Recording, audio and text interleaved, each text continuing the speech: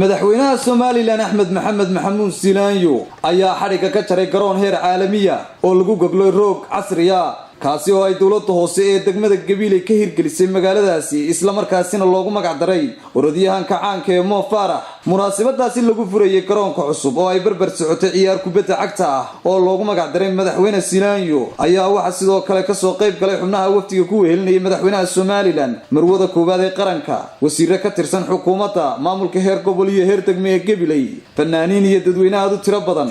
munaasabadaasi ayaa waxa ugu horeyn lagu furay heesta calanka qaranka Soomaaliland.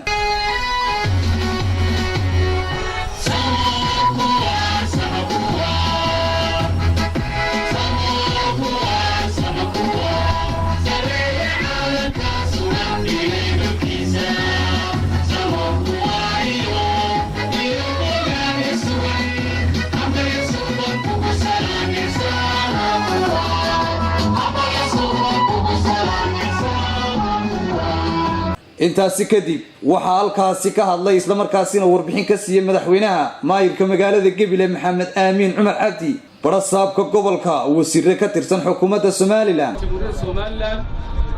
inuu noo yimaado gobol ahaan oo xariga looga jaro mashaariicaha horumarneed ee maanta furnay ee ka hirgalay gobolka Gabiley ee ay hirgeliyeen golaha deegaanka ee Gabiley iyo wasaaradda maaliyadda qaranka Soomaaliland. waxay noo sharafaa inaynu ku soo gudbino garoonka casriga ee Mo Farah Stadium oo madaxweynaha qaranka Soomaaliland waxa weeye ay farxad gaar ah noo tahay inuu goobto ka ahaado Ilaahay ku simo dhalinyartii iyo daayirtii uu ogolaaday inay talada dalka soo galaan midhaha ay qaranka ku soo kordhiyeen. madaxweyne waa kaaga mahadcelinaa. sagaalkan mashruuc waxay ahaayeen kuwii ugu dambeeyey. waxaan ino haddii allaha awoodda la ogolaado aad ka daawan doonto waxa weeye waa madaxweynihii halganka dheeraa ee ummadda jamhuuriyadda Soomaaliland ay soo gashay. waa madaxweynihii horumarka, waa madaxweynihii waxbarashada.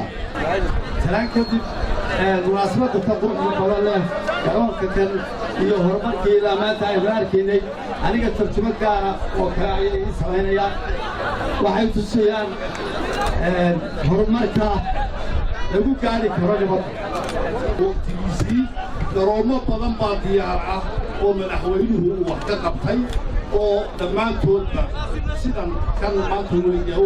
madaxweynaha Soomaaliland Axmed Maxamed Maxamuud Silaanyo oo munaasabadaasi soo afmeeray ayaa maamulka dawladda hoose ee degmada Gabiley ku hambaliyay mashaariicahaasi ay ka hirgeliyeen magaaladaas.